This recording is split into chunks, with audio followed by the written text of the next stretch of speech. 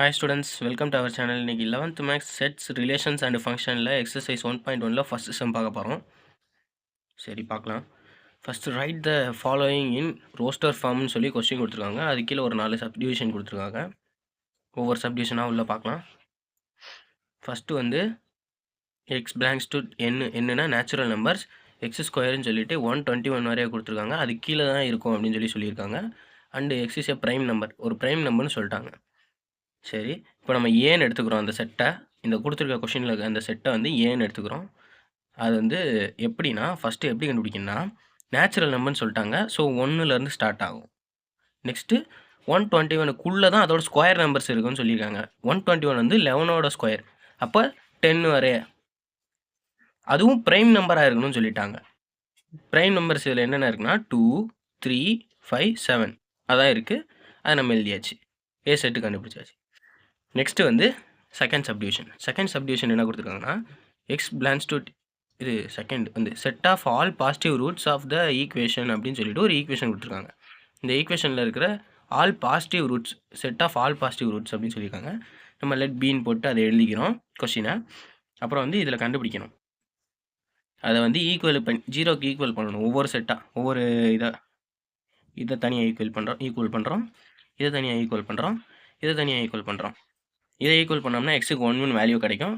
இதை ஈக்குவல் பண்ணோம்னா -1 வேல்யூ கிடைக்கும். எக்ஸ் ஸ்கொயரை வச்சு ஈக்குவல் பண்ணோம்னா 1 அங்கிட்டு போயிடும், +1 வரும். ரூட் எடுத்தோம்னா எப்பயுமே வந்து +or-1 அந்த மாதிரி தான் வரும். +or-1னா +1ஆகவும் இருக்கலாம் அல்லது -1ஆகவும் இருக்கலாம்னு சொல்லிட்டு தான் ஆன்சர் வரும். அப்போ அவங்க என்ன கொடுத்துருக்காங்கன்னா கொஷினில் வந்து பாசிட்டிவ் ரூட்ஸ்னு சொல்லி கொடுத்துருக்காங்க. அப்போது நமக்கு 1 மட்டும்தான் ஆன்சர் வரும்.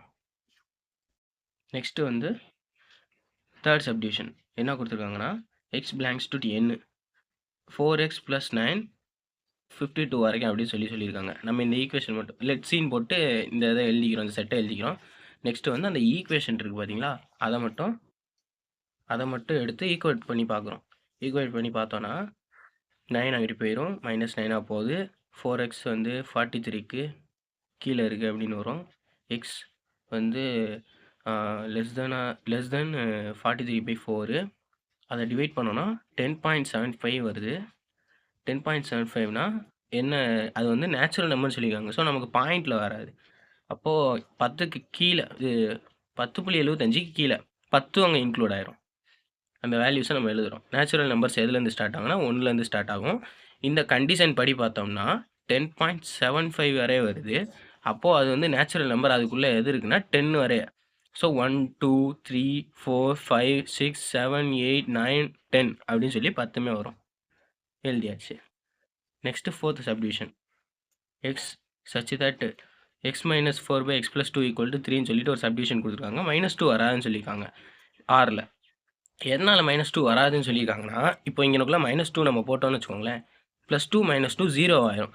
எனி நம்பர் பை 0 அங்கே வந்து இன்ஃபினிட்டி வந்துடும். அதனால் அது கொடுத்துருக்காங்க. ஸோ நம்ம அதை பெருசாக கண்டுக்க தேவையில்ல. ஈக்குவேஷன் எடுத்தாச்சு. இந்த ஈக்குவேஷன் மட்டும் எடுத்து கீழே எழுதிக்கிறோம். கீழே எழுதிட்டு அதை ஈக்குவேட் பண்ணுறோம். இந்த x + 2 அங்கிட்ட அனுப்பிடுறோம்.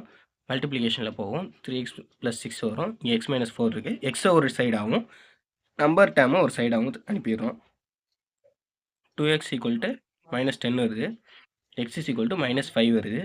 அப்போ அந்த டி செட் வந்து -5. அவ்வளோதான், முடிஞ்சு. Thank you students.